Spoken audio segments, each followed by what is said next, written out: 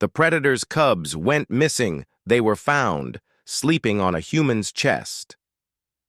Commander Vexhai's 4 arms trembled as she stared at the security footage, her compound eyes dilating with a mixture of terror and disbelief.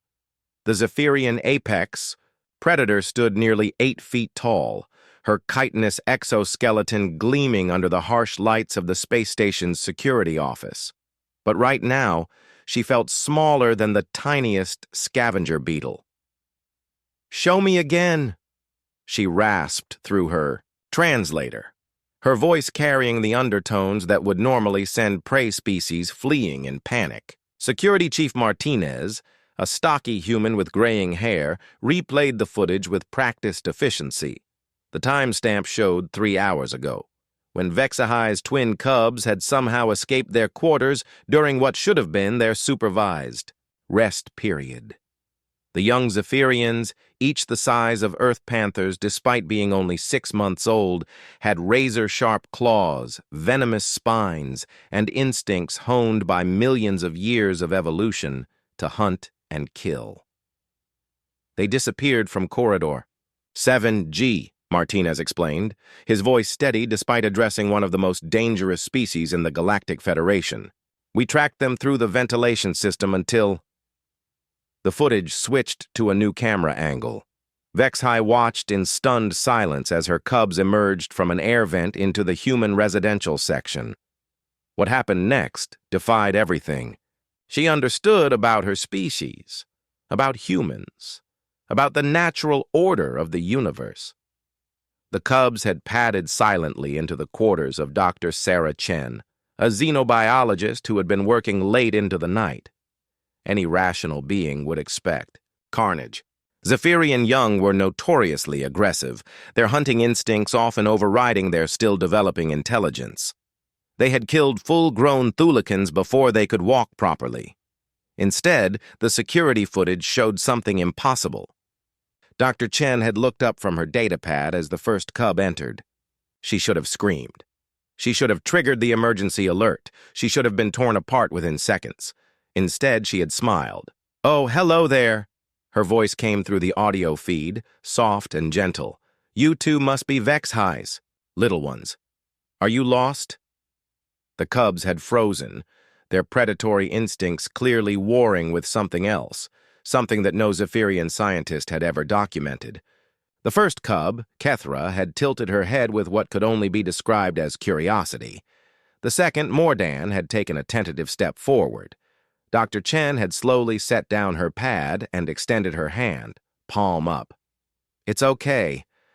I know you're... Mama, she talks about you two all the time during our research sessions. What happened next would be discussed in xenobiological circles for centuries. Both cubs had approached the human, not stalking, not hunting. They moved with the cautious curiosity that young mammals displayed when encountering something new and non-threatening. Kethra had sniffed Dr. Chen's hand, her whiskers twitching.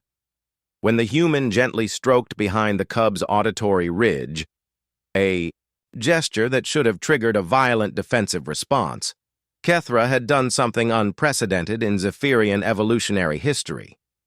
She had purred. "Impossible," Vexhai whispered, watching her daughter nuzzle against the human's palm. The footage continued. Dr. Chen had somehow coaxed both cubs onto the small sofa in her quarters. She had continued working, one hand absently, scratching behind Mordan's spinal ridges while he sprawled across her lap like an oversized earth cat. Kethra had curled up against her side, massive head resting on the human's shoulder. Within an hour, both cubs were fast asleep, their natural weapons retracted, their bodies completely relaxed in a display of trust that adult Zephyrians rarely showed even to their own mates. "They've been there for 3 hours," Martinez said, gently. "Dr. Chen sent a message to our office an hour ago, but she asked us not to wake them. She said, and I quote, 'They look tired.'" Vexhai stared at the live feed. Her children, her deadly efficient apex predator children, were sleeping peacefully on a human who weighed less than either of them. Dr. Chen had fallen asleep as well, her datapad forgotten on the floor, one arm protectively curved around. Kethra, while Mordon's tail was draped across her legs like a living blanket. "I need to understand this," Vexhai said, her voice barely above a whisper. "In all of Zephyrian history, our young have never... We're not capable of..." "Of trust?" Martinez asked kindly. "Of recognizing safety? Of knowing when someone means them no harm?" Vexahai's compound eyes fixed on the human security chief. "Your species is so small, so fragile. We've studied your physiology. You have no natural weapons, no armor, no venom. You should be prey." How did she know they wouldn't kill her? Martinez was quiet for a moment, watching the peaceful scene on the monitor. "Dr. Chen has been working with your people for 2 years. She's learned your language, your customs, your history. She speaks about you and your children with genuine affection. Maybe..." He paused, choosing his words carefully.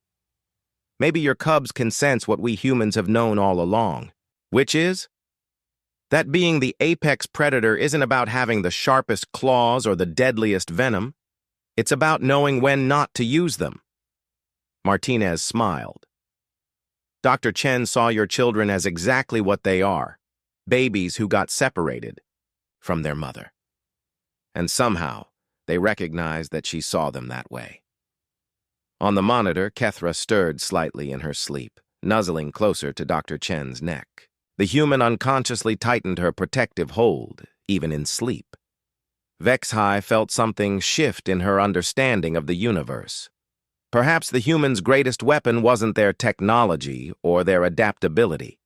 Perhaps it was their inexplicable ability to look at a creature designed by evolution to kill them and see not a predator, but a child in need of comfort. As she made her way to Dr. Chen's quarters to collect her cubs, Vexhai found herself wondering, in a galaxy full of apex predators, what did that make the humans? The answer, she suspected, was something far more dangerous and far more wonderful than anyone had yet realized.